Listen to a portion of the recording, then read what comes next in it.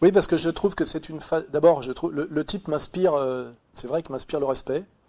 C'est un type qui a l'air très cultivé, qui a une sagesse qui émane de lui quand il parle. Enfin, c'est important, hein, quand je vois des gros imams qui appellent au meurtre, tu sais, qui sont des obèses, avec des yeux qui crachent le feu, souvent d'ailleurs sponsorisés par le Qatar ou l'Arabie Saoudite. Ces types-là me dégoûtent. Je veux dire, déjà, je ne les aime pas, quoi. Je veux dire, lui, Sheikh Imran Hossein, m'inspire le respect. Je pourrais dire aussi, quand je vois Monseigneur Gaillot, ça ne me donne pas envie d'être catholique non plus, ni Lustiger. Hein, voilà, il y a aussi quelque chose qui émane de la personne. Donc je me dis, Cheikh Imran Hossein, pourquoi moi je le mets beaucoup en avant? Parce que quand un non-musulman me dit qu'est-ce que tu as à faire avec l'islam, cette religion de bédouins, de je sais pas quoi, de arriérés, machin, je dis regarde comment un musulman peut être un savant, un grand géopoliticien et un type qui se sert de l'islam pour avoir une analyse très fine du monde contemporain. Et je lui montre comment dirais-je, des conférences de Cheikh Imran Hossein. Et là, souvent, je marque le point. Hein. Je dis voilà. Alors c'est sûr que il y a des trucs que je préfère effectivement pas montrer un peu moins. Et effectivement, Cheikh Imran Hossein, ça me parle parce que aussi, pourquoi? Parce que la manière dont il montre que l'eschatologie musulmane montre ce qui arrive en ce moment et ce qui va arriver demain. Non seulement ça m'intéresse parce que c'est pertinent, mais parce que ça rejoint, comme je le dis, l'Apocalypse de Jean, l'eschatologie catholique. Et je me dis à un moment donné, j'aime bien quand vous êtes en sympathie avec des gens, c'est intéressant de voir que leur vision du monde converge, que finalement il y a réellement un combat commun, des intérêts communs. Parce que sinon, qu'est-ce qu'on peut faire ensemble? Quand tu découvres à un moment donné qu'il est écrit quelque part, et chez nous, et chez vous, que nous avons mission de nous associer pour pouvoir vaincre le Dajjal, et que sans cette association, qui est un mot dangereux en islam, hein, sans ce partenariat, on n'y arriveront pas. Je dis donc, moi, à un moment donné, voilà, si à un moment donné, les musulmans étaient mis finalement sont venus massivement en France pour réinsuffler un peu de foi et de traditionnalisme, c'est peut-être parce que c'est leur destin positif pour aider à combattre justement la puissance mammonique, cette laïcité qui est un masque en fait d'une religion qui ne dit pas son nom. Hein. J'ai bien dit dans mes bouquins que la laïcité était la religion d'État française et que c'était la plus agressive de toutes. Et on est toujours dans l'idée du destin. Je me dis finalement, les musulmans sont sur le territoire français pour un rôle positif, c'est d'aider les Français qui ont une religion fatiguée et une religion qui elle-même a été détournée par Vatican II, à redécouvrir le vrai combat qui est de lutter contre le mal. Voilà. Et je me dis, donc en fait, il y a quelque chose d'assez mystique dans ma démarche. Ça peut même paraître assez incompréhensible pour certains qui me suivent sur ma ligne politique, de critique de l'économie, etc. Mais moi, je crois, comme je vous dis, en tant que même hegelien, à la réalité comme totalité, hein, et aussi aux divers niveaux d'interprétation. Je n'oppose pas du tout une interprétation matérialiste économiste à une vision religieuse. Je pense qu'à un moment donné, le monde est une totalité cohérente. L'homme est à la fois un homme biologico-organique, psychologico-affectif, économico-social, qui se pose une question qui est éternelle de la transcendance, de ce qu'on appelle la métaphysique, de ce qui est au-delà de la simple réalité physique. Et l'homme est tout ça. Hein, voilà. C'est pour ça que je suis assez généraliste, d'une certaine manière. Et je ne vois pas de naïveté, je pense que la naïveté, c'est de ne pas admettre tout ça. C'est l'arrogance du rationalisme qui méprise le fait religieux, alors que le fait religieux a une permanence. Alors que finalement, l'épopée rationaliste est une petite séquence très courte, qui n'a pas donné grand-chose en plus, en réalité. Donc je suis dans cette vision globale, et donc je cherche à la fois les signes, je cherche à la fois les outils, je cherche à la fois les alliés. Donc quand je vois Cheikh Imran Hossein, je me dis ça m'intéresse, donc qu'est-ce que je fais? Comme je suis aussi quelqu'un qui agit, c'est pas quelqu'un qui se cache derrière un masque sur Internet, je contacte Cheikh Imran Hossein et je me débrouille pour faire traduire en français, dans un français correct, un de ses livres clés, qui est Jérusalem dans le Coran. Et voilà, je suis l'éditeur de ce livre de Cheikh Imran Hossein en France. Ce qui n'est pas facile, hein, parce qu'il y a eu des tas de gens qui ont essayé d'empêcher ce truc-là. Et là, je dis après, j'essaierai d'éditer un deuxième livre très intéressant qui est Gog et Magog. Hein, comment Cheikh Imran Hossein interprète Gog et Magog par rapport à la politique et à la géopolitique actuelle. Alors après, je me fais emmerder par certains musulmans qui me disent par exemple que Cheikh Imran Hossein est soufi. Non, il n'est pas soufi. Que Cheikh Imran Hossein est chiite. Non, il est sunnite. Mais en fait, ça me semble être un musulman intéressant. Et comme moi je ne suis pas dans l'islam, je le trouve intéressant par rapport à moi, selon des critères qui me sont personnels. Et comme en plus dans l'islam il n'y a pas de clergé, je dis de toute façon, je veux dire c'est mon, voilà, c'est l'avantage c'est que c'est mon libre choix de trouver que selon moi, chez Imam Hossein, représente bien l'islam. Et je le dis, représente bien l'islam pour les gens à qui je veux faire respecter l'islam.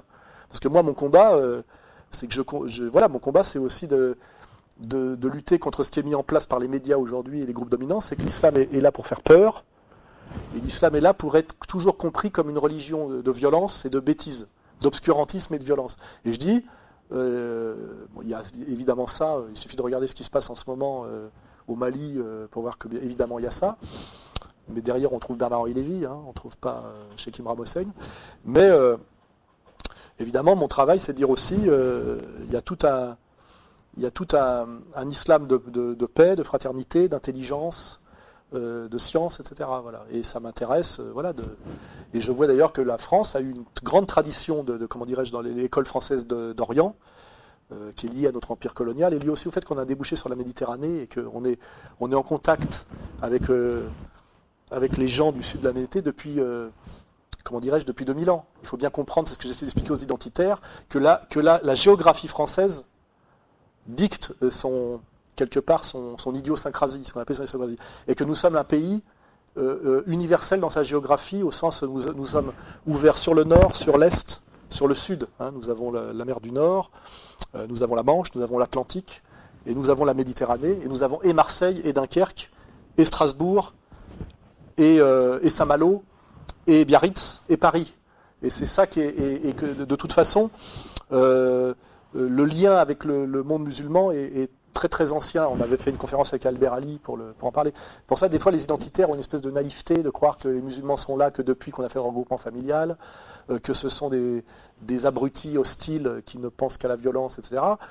C'est vrai que parfois, quand on voit certains jeunes réislamisés ou certains musulmans promus par les médias, on peut le penser. Hein, les manipulations, on manipule toujours ce qui est manipulable par définition, et rien n'est jamais hors de toute réalité. Mais moi, mon boulot positif, c'est toujours essayer d'aller vers l'islam intéressant, le musulman intéressant et intelligent. C'est mon boulot, qui est parfois d'ailleurs mal compris, parce que souvent les gens mesquins ne comprennent pas d'ailleurs ce que c'est qu'une âme généreuse ou une âme élégante, hein, j'en sais rien, mais ça, je veux dire, c'est comme ça. Hein. Mais voilà, moi, c'est...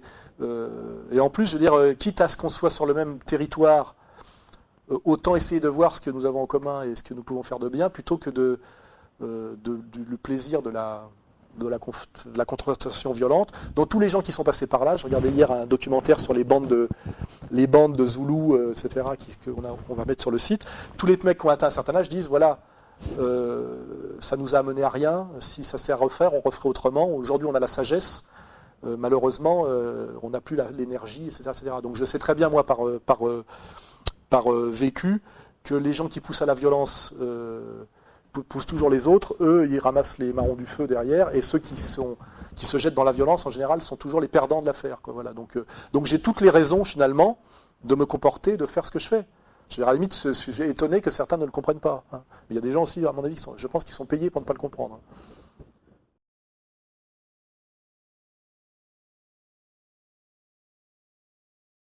Je regarde pas mal de trucs sur Internet, j'ai un peu de mal à retenir les noms. Même chez Imam Hossein, j'ai fallu que j'apprenne par cœur parce que c'est moi qui l'édite, mais j'ai beaucoup de mal à retenir les noms, tu vois, qui ne sont pas les noms gaulois, quoi, tu vois.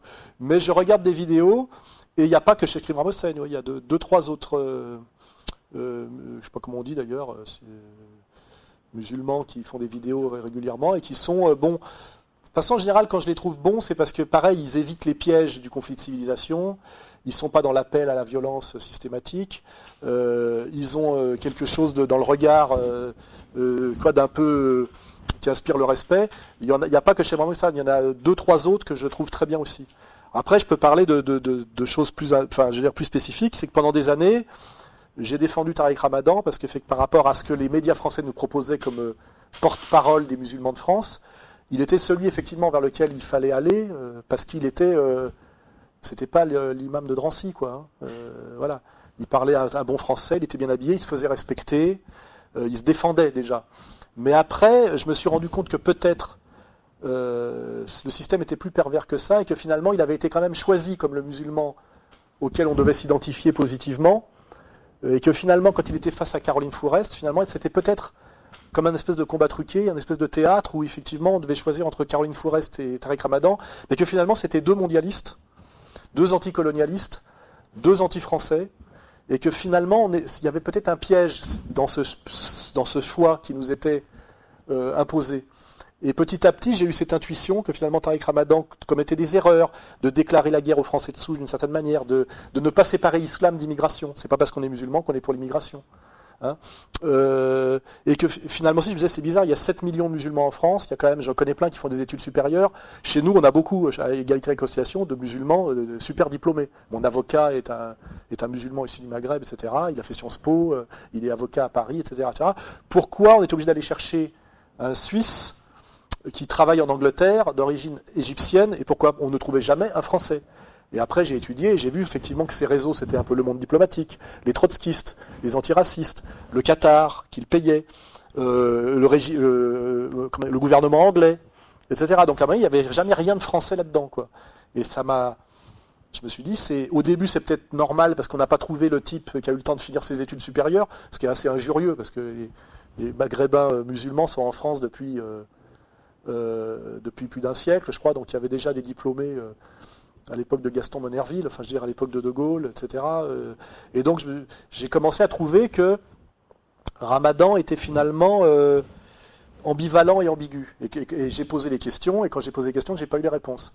Donc voilà, donc à un moment donné, mon évolution par rapport à Tariq Ramadan, elle est en fonction aussi de 10 ans de parcours de Tariq Ramadan, parce qu'il ne faut pas oublier la notion de temps et de durée. Souvent, les gens ne comprennent rien.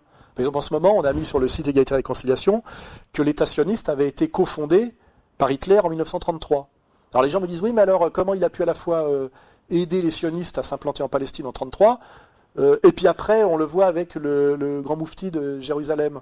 Je dis, mais entre les deux, il s'est passé 10 ans, 33, 43.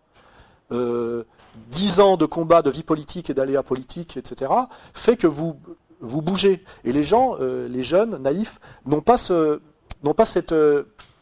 cette intelligence du rapport au temps. Je disais, moi, alors les gens, pareil, ils disent, ouais, Soral, en 84, il parlait de ceci, en 90, il parlait de cela. Il y a ce qu'on appelle une vie, il y a un parcours. Hein. Moi, j'ai écrit mon premier bouquin en 84, puis après j'en ai sorti un autre en 87, etc.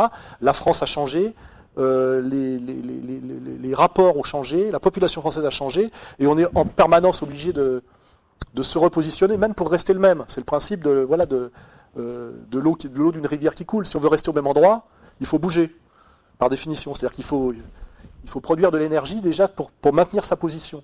Et l'idée, elle est celle-là, c'est que pour rester cohérent avec sa vision des choses, il faut se déplacer parce que tout bouge autour de vous. Voilà. Et ça, c'est une question que souvent les gens ne comprennent pas. Il y a des gens, par exemple, qui mettent des extraits de vidéos de moi il y a 20 ans, il y a 15 ans, il y a 10 ans. Ils disent, voyez, il dit ça. Non, je disais ça à un moment donné. Voilà.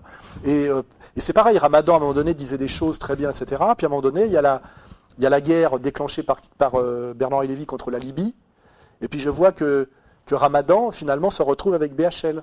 Hein, et puis qu'une fois que le travail est fait, c'est-à-dire que la mise à mort a été faite, etc., il dit « Ouais, finalement, Kadhafi n'était pas si mal parce qu'il protégeait, voulait faire le dinar or, il protégeait ceci et cela, etc. » Je dis « C'est bizarre de dire que maintenant qu'il a été mis à mort, que finalement il n'était pas si mal. » Je commence à me dire « C'est bizarre. Hein » Et puis après, je vois effectivement que il y a une règle que j'ai, c'est à qui profite le crime et chercher l'argent. D'où vient l'argent? Et je vois à un moment donné, effectivement, le Qatar très présent, la chaire à Oxford payée par le Qatar, c'est-à-dire en Angleterre, etc. Et donc je me dis, le type évolue, parce qu'il dit, il y a 10 ans, à l'époque de la loi sur le foulard, il montrait beaucoup du doigt une communauté intellectuelle en France qui était très, très, très marquée au niveau de son appartenance ethnico-confessionnelle. C'est-à-dire il montrait la toute-puissance en France de la communauté juive organisée. Il ne le fait plus du tout maintenant. Il s'est fait un peu taper sur les doigts. Donc effectivement, j'ai changé par rapport à lui parce qu'il a changé. Et j'estime qu'il n'a pas changé en bien selon mes valeurs. D'ailleurs, on l'entend de moins en moins. Et comme je le dis, quand ça va péter en Algérie, Bouteflika est en train de mourir, il y aura des élections en Algérie, ça sera l'occasion pour l'Empire de déstabiliser l'Algérie. Ils déstabiliseront l'Algérie de deux façons, par la jeunesse qui veut plus de démocratie, et par les islamistes qui veulent plus de tradition. Ils feront péter le... Et l'Algérie fera quoi? Elle tirera dans le tas, parce que ce sont des militaires, chose qu'ils savent faire, c'est tirer. Donc, et quand l'Algérie va être déstabilisée, Là, vous verrez que Ramadan sera très très mal positionné, parce que ses allégeances et ses financements l'obligeront à accompagner la mise à mort du régime algérien, qui sera en réalité la même chose que les révolutions colorées, une domination d'Algérie par le FMI et l'Empire. Et ce qui me fait marrer, c'est que les 3/4 des musulmans français sont d'origine algérienne, ils te disent la Oumma est au-dessus des nations, mais quand tu parles d'Algérie, ils ont tout le logiciel du FLN qui sort, et ils sont ultra-nationalistes algériens. Là, je leur donne des leçons de cohérence. Hein. Et là, vous verrez que Ramadan, ça passera pas du tout quand il fera le sale boulot. Et là, il explosera, et il disparaîtra. Ça aura le prophète. Voyez, voilà. Bon, on le vérifiera, on a quelques mois pour le vérifier, ça va arriver bientôt. Voilà. Et c'est ce que j'ai dit à Ramadan, parce que moi, Ramadan, je regarde dans les yeux et j'ai dit, moi, je suis payé par Alain Soral, c'est assez facile à vérifier. J'ai refusé d'être un agent iranien, j'ai refusé tout l'argent qu'on m'a proposé, j'ai monté mes propres organisations, ma maison d'édition, pour être totalement autonome. Hein, comme Dieudonné avec son théâtre, c'est pour ça que je peux dire absolument ce que je veux. Ramadan, lui, parce que c'est ce qu'il avait dit que j'étais pas indépendant. Ramadan, lui, n'est pas indépendant du tout. Hein. Il est tenu par des tas et des tas de réseaux, et il est, je pense même en son âme et conscience, parfois dans des difficultés très grandes pour pouvoir même dire ce qu'il voudrait dire, hein, parce qu'il a beaucoup plus de moyens économiques que moi, avec l'argent du Qatar, hein, faut pas oublier, mais à mon avis, il est beaucoup plus tenu.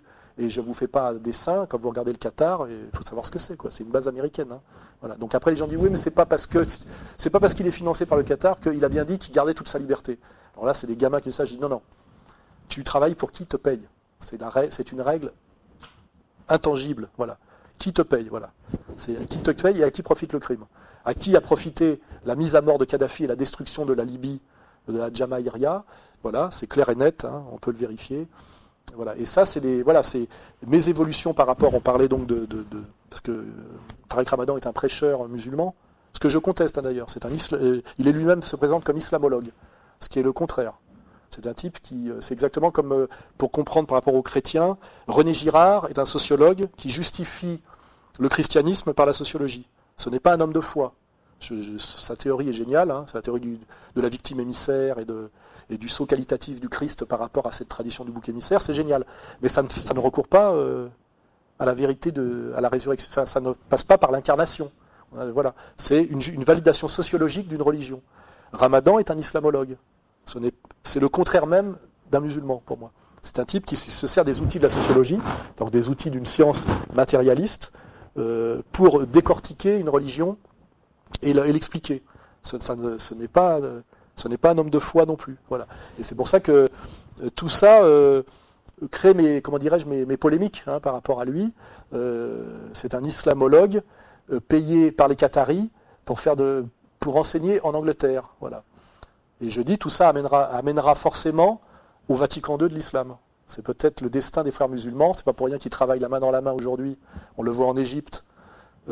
Avec les Américains et le FMI, c'est peut-être que dans le partage du gâteau mondialiste, car ce sont des mondialistes, il ne faut pas oublier que la marche en avant du mondialisme doit détruire les nations et les barrières nationales. Donc, chez nous, le nationalisme français, mais dans le monde décolonisé arabo-maghrébin, ce qui a été les nationalismes arabes. C'est pas pour rien qu'on est en train de mettre à mort aujourd'hui le bassisme syrien, qu'on a mis à mort le bassisme irakien, que l'Algérie est le prochain sur la liste, comme l'on vient dit le délégué qatari de la Ligue arabe. Hein. On est en train d'achever ce qui était issu de la décolonisation et qui a été la grandeur du nasserisme, c'est-à-dire le nationalisme arabe. Pour détruire le nationalisme arabe, il faut du mondialisme. Or, le mondialisme dans le monde arabe, c'est les frères musulmans. Parce que c'est un mondialisme, c'est la Oumma au-dessus des nations.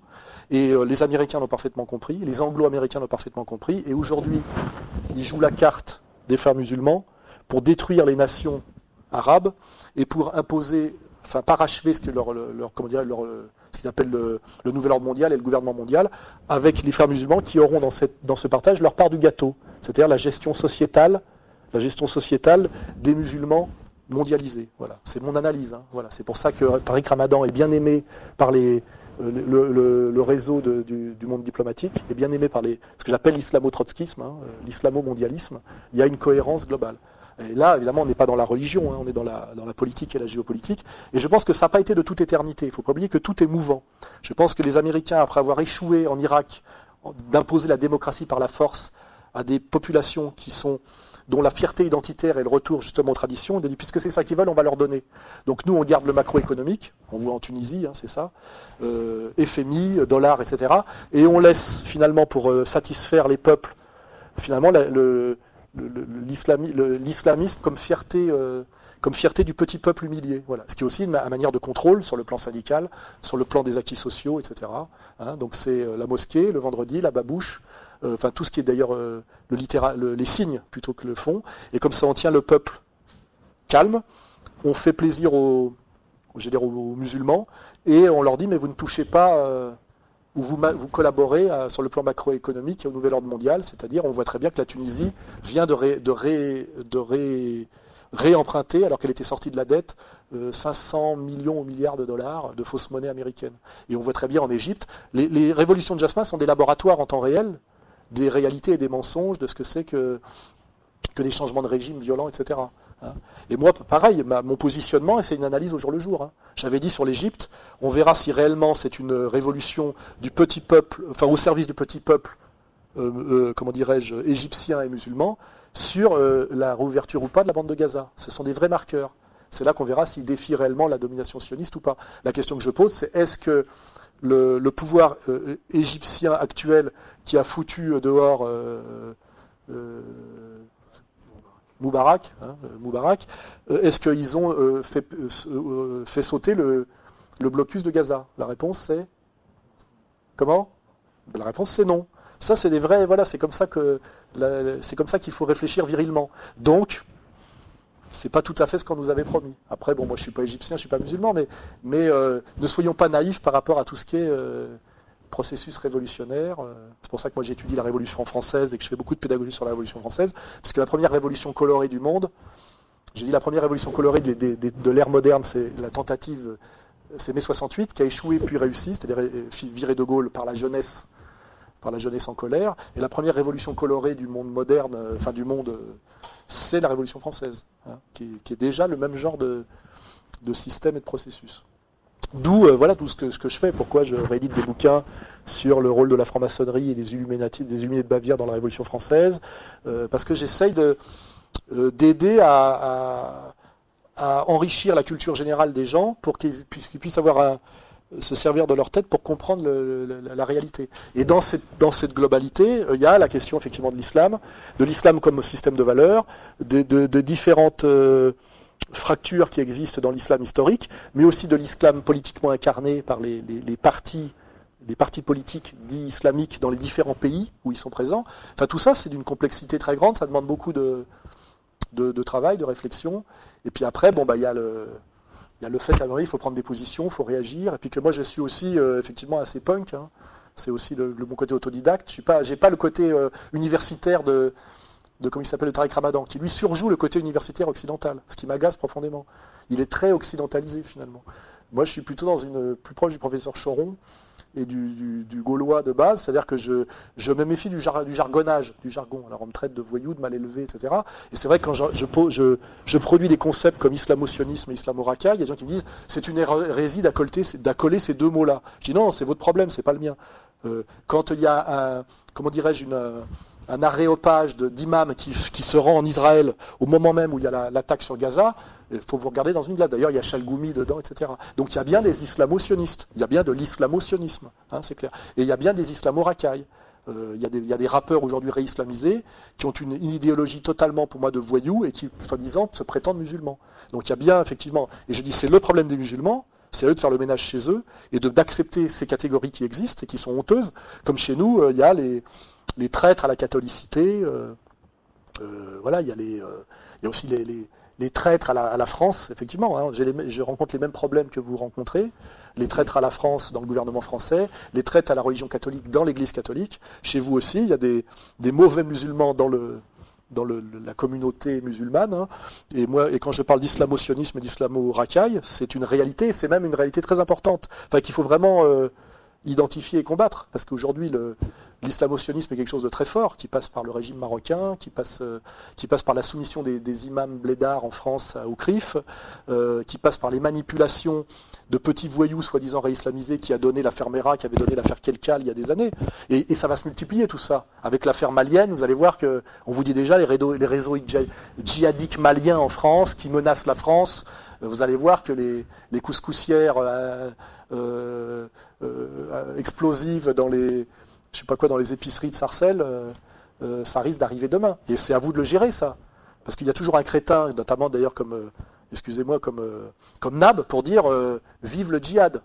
À un moment donné, je dis, lui, soit il n'a rien compris, soit il touche un billet, quoi. Hein, mais à des moments, il n'y a rien de plus dangereux que le type qui crie vive Ben Laden, enfin le musulman qui se laisse entièrement manipuler et qui travaille pour l'Empire en pensant être un bon musulman. Et moi, je dis, voilà, il y a des manipulateurs, il y a des idiots utiles, il y a des manipulateurs, il y a des naïfs.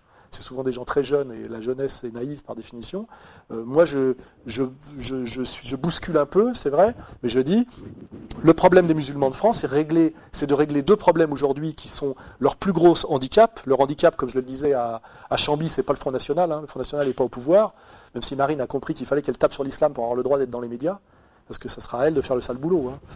Les autres ne veulent pas, jamais, restent toujours dans la coulisse. Et c'est tragique, hein, c'est tragique. Hein.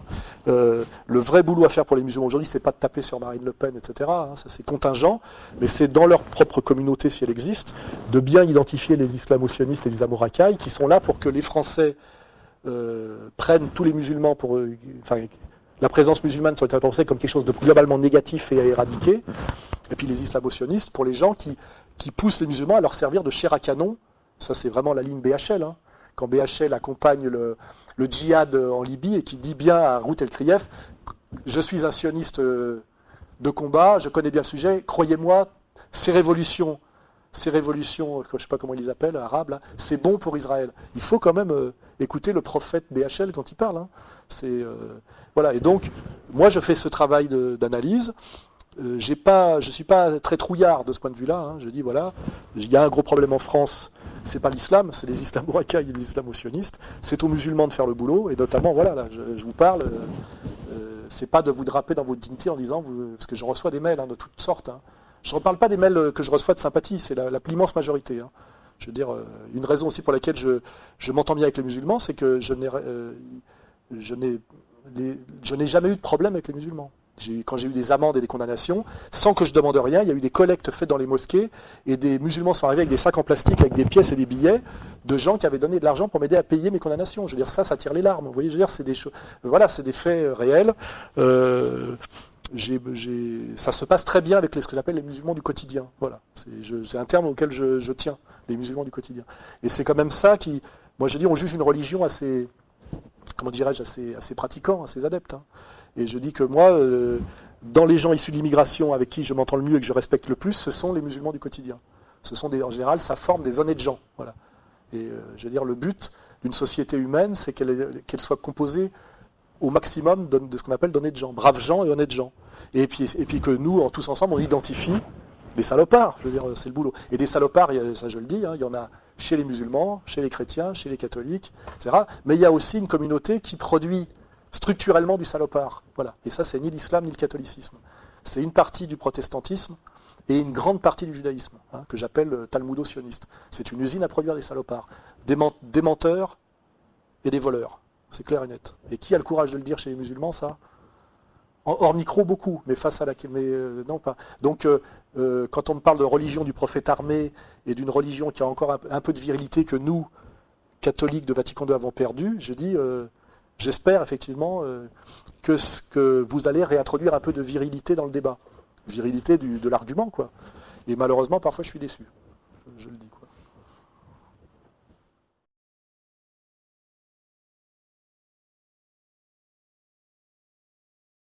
Moi, je pense qu'il faut demander son avis au peuple libyen et puis regarder les critères objectifs. Les critères objectifs, c'est la paix civile, le niveau social, la médecine, le taux de mortalité, la mortalité infantile, la scolarisation. Je pense que Kadhafi était un bienfaiteur, excuse-moi, pour moi c'était un bienfaiteur de l'Afrique, et malgré tous ses travers personnels de dictateur vieillissant, que je peux sans doute identifier, parce que je sais ce que c'est qu'un homme de pouvoir Le pouvoir, il faut bien savoir, c'est et la responsabilité et l'abus de pouvoir. C'est les deux, toujours. Le pouvoir, c'est l'abus de pouvoir. Hein. Donc il y a, ce partage du pouvoir de Kadhafi, il y a eu beaucoup plus, à mon avis, de responsabilité que d'abus de pouvoir. Les abus de pouvoir, c'est ce qu'on voit parce que ça choque, parce qu'on confond toujours un homme politique et un saint homme. Mais Kadhafi, on s'en rend compte aujourd'hui par sa disparition, maintenait la paix civile en Afrique, payait toutes les bandes armées pour qu'elles se tiennent au calme, aidait au développement de l'Afrique, n'était pas un anti-musulman, il faut lire je suis le rééditeur du petit livre vert de Kadhafi, c'était pas un anti-musulman, hein, rabique, et sa disparition fait beaucoup de mal à l'Afrique et au monde arabe, parce qu'il y a, je veux dire, comment dirais-je, au monde les Arabes d'Afrique et le monde musulman africain, parce qu'il faut oublier qu'il y a beaucoup d'arabo-musulmans en Afrique. Il n'y a pas que le Maghreb et le monde arabe. Hein. La question du Soudan est une question très importante aussi. Et quand on réfléchit en politique, on réfléchit toujours en termes de moins pire. Le moins pire, sinon c'est qu'on est immature. Les mecs de 68 ont viré De Gaulle au nom de l'anti-impérialisme américain. C'était la guerre du Vietnam, parce que De Gaulle était un vieux con, un paternaliste, un général. Et ils ont mis derrière qui? La bande à Cohn-Bendit. Aujourd'hui, avec le recul, ceux qui ont un peu de maturité se disent, finalement, comme l'avait dit d'ailleurs Castro, quand Cohn-Bendit est venu le voir après mai 68 à Cuba, il a dit, si vous voulez lutter contre l'impérialisme, aidez De Gaulle, c'est le seul combattant impérialiste authentique en Europe. Et vous êtes un peu dans cette naïveté-là, c'est que vous voyez dans Kadhafi le mec qui n'était pas parfait selon les critères islamiques, mais moi je vous dis, la politique c'est le moins pire. Regardez la catastrophe. Tout ce qui se passe en ce moment, c'est parce que Kadhafi a été viré. Ça a réouvert la porte à l'impérialisme et au néocolonialisme américain, israélien, français, anglais. C'est beaucoup de souffrance, finalement en dernière instance, pour les peuples, le petit peuple qui est musulman de ces régions-là. Ils vont en prendre plein la gueule. Et Kadhafi empêchait tout ça. Et en fait, c'était pas un saint homme, mais c'était un type qui avait une vision et qui, comme d'ailleurs, je le dis, Saddam Hussein, mettait l'argent du pétrole au service de son pays et de sa communauté élargie, ce qui était aussi le cas de Saddam Hussein. Regardez ce qu'était l'Irak sous Saddam Hussein. C'était un pays de coexistence des sunnites, des chrétiens et des chiites, et n'oubliez pas que les chiites étaient majoritaires en Irak, alors que finalement que la minorité sunnite avait quand même beaucoup de pouvoir. Aujourd'hui, c'est devenu un pays de chaos et de domination chiite, et finalement, on a beaucoup diabolisé Saddam Hussein. Son erreur tragique, et c'est ce qu'on appelle pactiser avec le diable, c'est d'avoir accepté de faire la guerre à l'Iran pour les Américains. C'est sa condamnation à mort. Hein. Mais sinon, c'était un grand leader national qui avait mis l'argent du pétrole irakien dans le développement de l'Irak. N'oubliez pas que toutes les guerres, la guerre impériale contre l'Irak, c'est détruire toutes les infrastructures, toutes les élites scientifiques et intellectuelles irakiennes, parce que Saddam Hussein, malgré sa violence, avait permis l'élévation à un très haut niveau social, culturel et scientifique de l'Irak. Et c'est ça qu'il faut regarder. C'est là où je donne raison à Emmanuel Todd. Si vous voulez regarder si un chef d'État est un bienfaiteur pour son pays, vous ne regardez pas s'il est démocrate ou dictateur. Ça, c'est l'escroquerie, comment dirais-je, de Tariq Ramadan qui dit, comment dirais-je, pas Saddam Hussein, Kadhafi n'était pas démocrate. Je ne vois pas où est la démocratie. Enfin, le mot démocrate n'existe pas en islam, excuse-moi. La charia, c'est bien, parce que c'est une fraternité, etc., mais ce n'est pas la démocratie. Ou alors c'est la démocratie selon la vision coranique. Mais il n'y a pas besoin du mot démocratie. Il y a la charia. Et la charia, je sais ce que c'est, parce que j'ai étudié. Hein, c'est une gestion sociale pacifique et harmonieuse. C'est ça que c'est. Hein. C'est la démocratie des musulmans. Il n'y a pas besoin d'aller chercher. C'est pour ça que quand Tariq Ramadan te dit Kadhafi, c'était pas un démocrate, ça prouve que lui n'est pas un musulman, parce que c'est pas un concept islamique, la démocratie. C'est un concept laïco-maçonnico-libéral. Hein, voilà. C'est plus un responsable, c'est l'émir. Hein. Oui. Ça peut même s'apparenter à des dictatures. Oui, ben, c'est pour ça que je veux dire, ce qu'il faut regarder, c'est pas si le type est un démocrate ou un dictateur, on s'en fout de ces catégories-là. C'est regarder les conditions réelles du pays selon les critères.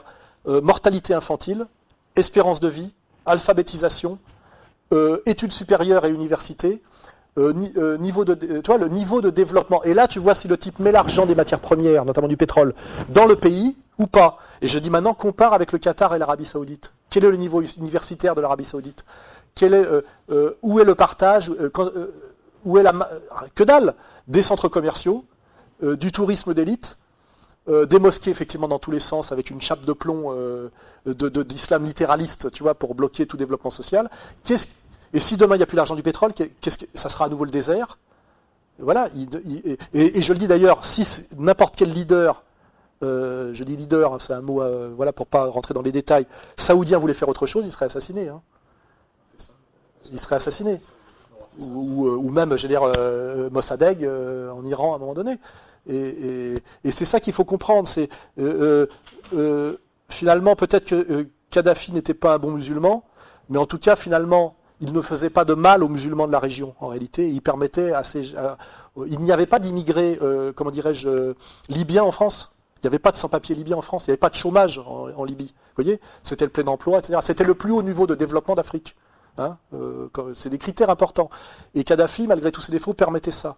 Et la politique, c'est ça, c'est de dire, si je le vire, parce qu'il m'agace, parce que la propagande, parce que ceci, parce qu'il n'est pas parfait, parce qu'il gère aussi un pays qui est fondé sur le tribalisme. Il faut s'intéresser aussi à Bernard Lugan. Et à la manière, il n'y a pas que les rapports de classe. Dans ces mondes-là, c'est la famille élargie qui domine, hein, c'est le tribalisme. Et quand on ne comprend pas la lecture tribale des choses, on ne comprend rien. En Afrique, y compris dans le monde arabe. Le monde arabe, l'Arabie saoudite, c'est un grand désert qui appartient à une famille qui s'appelle les Saouds. Hein, donc ça correspond à quelque chose qui est l'histoire de ces régions-là, qui est le nomadisme et le clanisme de la péninsule arabique. Et moi, à la limite, je respecte. Je ne suis pas comme Jules Ferry ou monsieur, comme il s'appelle, François Hollande, qui finalement est dans la tradition de Jules Ferry, en attaquant le Mali, là. N'oubliez pas ce que c'est que l'idéologie des Lumières. C'est dresser et éduquer les races inférieures. C'est ça, au nom des Lumières. Moi, finalement, je respecte les différences radicales. Hein, et finalement, un pays musulman n'a pas à être régi selon les règles, finalement, produites par l'Occident et les no-chrétiens, qui amènent à la démocratie. En plus, quand on regarde les résultats de la démocratie, que j'appelle de marché et d'opinion, depuis 2 siècles, c'est ce qui a produit le plus d'instabilité, le plus de misère, le plus de guerre et le plus de morts. Donc nos résultats ne sont pas très positifs, sauf sur le plan technique, sur le plan technicien. Voilà. Mais qu'est-ce que ça donne ? Finalement, ça donne les avions de chasse, les écrans à plasma, une espérance de vie plus longue, mais dans la névrose et les pathologies, enfin, etc. Donc voilà, je veux dire, de ce point de vue-là, moi aussi je m'intéresse à la pensée traditionnelle d'où je viens, c'est-à-dire de Guénon, Corbin, qui comme par hasard d'ailleurs s'intéresse à l'islam, hein, et voilà, etc. C'est les penseurs néo-traditionnalistes ou traditionnalistes français ne sont jamais hostiles à l'islam, bizarrement. C'est aussi un truc que j'ai intégré. Hein. Massignon, Corbin, et voilà, ça aussi c'est des choses qu'il faut connaître. C'est pour ça que je dis à une certaine extrême droite, votre anti-islamisme est très récent, et il est lié en fait au regroupement familial et à l'immigration. Parce que traditionnellement, l'extrême droite française est pro-musulmane, il faut le savoir. Donc moi je ne suis pas d'extrême droite, hein. Selon certains critères, oui, puis selon certains critères, non. Mais je suis marxiste selon certains critères, islamiste selon d'autres, enfin voilà, et je dis, je fais cette remarque aussi. Quand je vois par exemple Chamby qui me dit, à un moment donné, il dit oui Marine Le Pen, je dis écoutez, Marine Le Pen, je comprends que vous ne l'aimiez pas, moi aussi j'ai des tas de choses à lui reprocher, mais elle n'est pas responsable de la merde dans laquelle vous êtes. Elle n'a jamais été au pouvoir. Et il me dit d'un seul coup, oui, et le maréchal Pétain. Alors je rappelle aussi à la caméra ici que le maréchal Pétain a abrogé le décret Crémieux. Hein, c'est-à-dire qu'il a fait en sorte que les musulmans d'Algérie cessent d'être les inférieurs des juifs d'Algérie. Hein, et que quand il y a eu les manifs immédiatement à la libération, quand immédiatement a été rétabli le décret Crémieux, c'est-à-dire la supériorité des juifs du Maghreb sur les musulmans du Maghreb, les manifs sur lesquels l'armée française a tiré, manifs de Sétif, un des slogans des manifestants, c'était contre les juifs, contre la réinstauration de la domination juive sur les populations maghrébines musulmanes. Ça, M. Chamby ne le sait pas. C'est-à-dire qu'en fait, il ne sait pas que le maréchal Pétain était son protecteur, et plutôt de quelqu'un qui lui tendait la main. Donc arrêtons de dire des bêtises, d'être malhonnêtes, etc. Vous voyez ? Assumons. Et après, effectivement, on peut remonter au Moufti de Jérusalem et voir que finalement, c'est pas tout à fait comme on nous a raconté. Et moi, ce qui est insupportable pour moi, c'est quand je vois un crétin inculte ou malhonnête qui prétend être musulman alors qu'il est syndicaliste CGT, ce qui n'est pas la même chose, et qui me parle de Pétain comme si Pétain avait été le persécuteur des arabo-musulmans et des maghrébins. J'ai abandonné, il faut un petit peu de culture, au moins on ferme sa gueule. Et moi, comme je suis un peu punk, je fais exprès de ramener ces vérités qui dérangent, ces vérités qui bousculent, parce que qu'est-ce qu'elle bouscule en dernière instance ? Elle bouscule l'idéologie dominante, elle bouscule le discours officiel, elle bouscule le discours de domination, hein, que je ne reproche à personne, parce que moi-même j'en ai bouffé pendant des années, et qu'il m'a fallu 30 ans de lecture pour m'émanciper de tout ça. Et qu'un type issu des quartiers, qui a été éduqué par SOS Racisme, la Mitterrandi, etc., même quand il veut se révolter, les outils qu'il attrape, c'est comme Ouria Boutelja, c'est déjà des outils, c'est des chaînes. Ils croient que c'est des outils pour se libérer, c'est des chaînes. Ouria Boutelja lutte contre le colonialisme au nom des droits de l'homme. Je ne sais pas si vous voyez le paradoxe. Les droits de l'homme, ça fait partie du bagage colonial et on a colonisé au nom des droits de l'homme. Donc si vous voulez vous lutter contre le colonialisme ou le néocolonialisme, le dernier outil à saisir, c'est les droits de l'homme. Hein, voilà, c'est des paradoxes que je mets en avant. D'ailleurs, Ouria Boutelja vient de découvrir effectivement le contentieux du décret Crémieux entre notamment elle et M. Aziza. Vous voyez, c'est bien qu'elle le découvre, mais plus elle va découvrir ce genre de choses, moins elle passera à la télé. Il faut qu'elle le comprenne. Et là, je lui pose la question, puisque je suis face à la caméra. Après Dominique Baudis, on propose à la tête de l'Institut du monde arabe Jacques Lang. Est-ce que vous imaginez qu'un truc qui s'appellerait l'Institut du monde juif serait dirigé par un musulman? Comment se fait-il que l'Institut du monde arabe avant été sous la domination de Baudis, qui était vice-président de l'association des amitiés, enfin des trucs de franco-israéliens, enfin un sioniste de combat, il était numéro 2 du truc des amitiés franco-israéliennes, hein, et en plus impliqué de manière très louche dans l'affaire Allègre, c'est-à-dire de délinquance criminelle et sexuelle criminelle. Et là, d'un seul coup, on propose Jacques Lang, qui est juif, je pense que je ne vous l'apprenez pas, sioniste discret, mais forcément sioniste, et surtout qui a de lourdes suspicions de problèmes de pédocriminalité sur le dos. Hein. Qu'est-ce que c'est que l'Institut du monde arabe? Ouria Boutelja est salariée de l'Institut du monde arabe. Elle accepte ça? Je veux dire, elle se pose des questions? Je veux dire, qu'est-ce que c'est que l'Institut du monde arabe? Voilà. Est-ce que vous pensez que c'est un endroit qui est tenu par des musulmans et pour aider les musulmans, enfin, ou la culture arabo-musulmane, voilà. Et comment tolérez-vous ça? Que systématiquement ce soit un non-musulman qui soit à la tête de l'Institut du monde arabe, qui est financé essentiellement par l'argent des Émirats, hein, je crois. Hein. Enfin, il faudrait intéressez-vous à ces sujets. Qu'est-ce que c'est que l'Institut du monde arabe? Qui finance? Il faut regarder la répartition des donateurs, etc. Qui est à la tête? J'ai été agressé dans ce théâtre parce que j'avais fait remarquer qu'Ouria Boutelja était salarié de l'Institut du monde arabe et que ça impliquait quand même des contradictions. Et le Gamal Abina qui est venu m'agresser, dont je suis certain qu'il travaille pour les renseignements généraux, il n'y a aucun problème, j'en suis certain. Il me menace régulièrement, mais voilà, c'est certain. Il est venu m'agresser ici pour que j'enlève du site le fait qu'Ouria Boutelja était salarié de l'Institut du monde arabe, qui était un fait, une réalité. Ça aide les gens, quels qu'ils soient, à comprendre que les mécanismes de la domination, du mensonge, de la soumission, des contradictions, etc. etc. Voilà, de ce point de vue-là, j'ai fait mon travail.